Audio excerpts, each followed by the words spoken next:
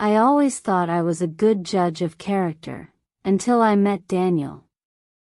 Charming, attentive, and devastatingly handsome, he walked into my life like he had always belonged there.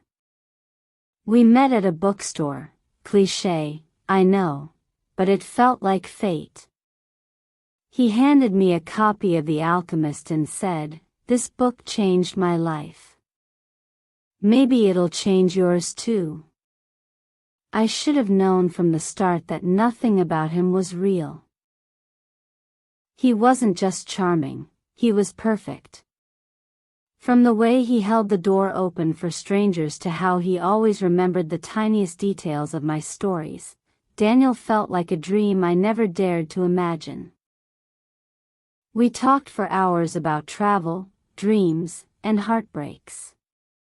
He claimed he had been a war photographer, had survived a car crash in Morocco, and had once rescued a child from a burning building in Mumbai. It all sounded wild. Too wild. But the way he told the stories, with scars on his body and pain in his eyes, I believed him. I wanted to believe him. He made me feel alive again, after 2 years of emotional numbness following my mother's death. 3 months in, he moved into my apartment. He brought nothing but a duffel bag, a camera, and an old notebook. When I asked about his family, he said they were all gone. "Car crash when I was 17, he whispered. I didn't push further. I couldn't. The pain in his eyes felt too real. Things were perfect, until they weren't. One day, while he was away, I got a notification on his phone. I never snooped before, but something made me look.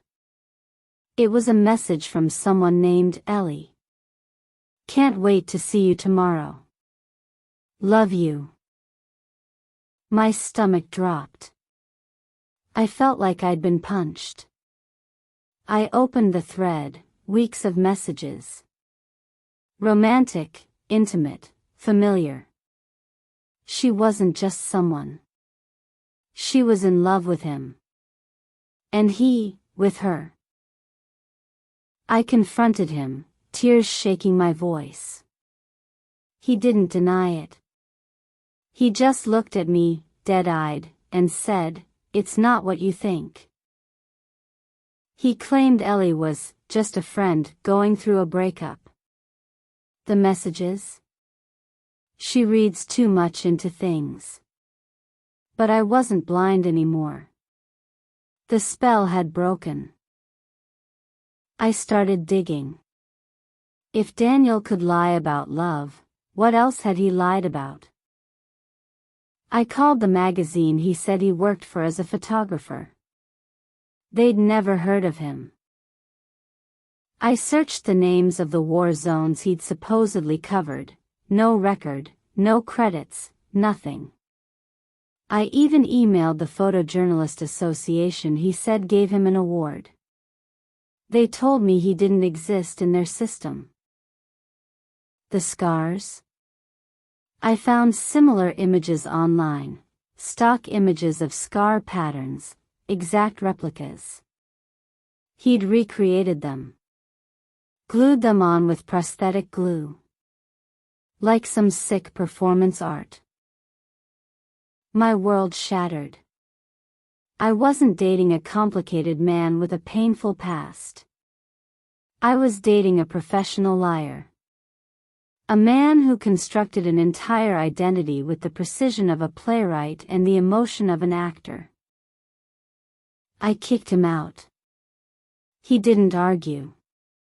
He just smirked, picked up his duffel, and said, "You should have known. You're too smart to fall for fairy tales." But it didn't stop there. Days later, I got a message from a woman named Leah on Instagram. "Are you Danny's girlfriend?" I froze. Danny? She sent pictures, him, smiling in a completely different apartment, with a dog he said was our future pet. He had a whole life with her, too. Soon there were 5 of us, 5 women who had all fallen for Daniel, though he used slightly different names with each. Dan. Danny. Danny boy. We created a group chat. Exchanged stories. Every single one of us had believed we were the one. Every single one of us had been lied to. He told Leah he was a cancer survivor. Told Karina he had lost a brother to suicide. Told Mira he was adopted by a French couple in Provence. All lies. We filed a report. The detective called it a romantic con. He wasn't after money, he was after something more sinister. Control. Manipulation. Power. He got off on making women fall in love with someone who didn't exist. And here's the twist that still haunts me, none of us knew his real name. The ID he used was fake. The emails were encrypted. The phone number was disposable. He was a ghost, slipping through our lives, weaving illusions, then vanishing before we could catch him. Months went by. The pain dulled, but the paranoia didn't. Every man I met after, I questioned. I checked their stories.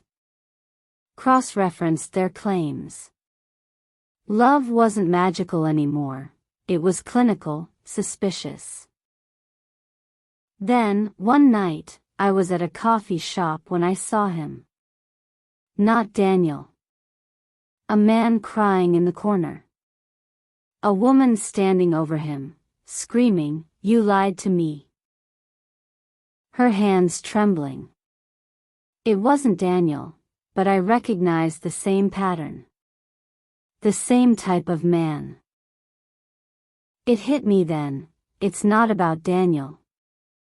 It's about the illusion. The way people, men or women, can weaponize love, can fabricate trauma, can turn vulnerability into control.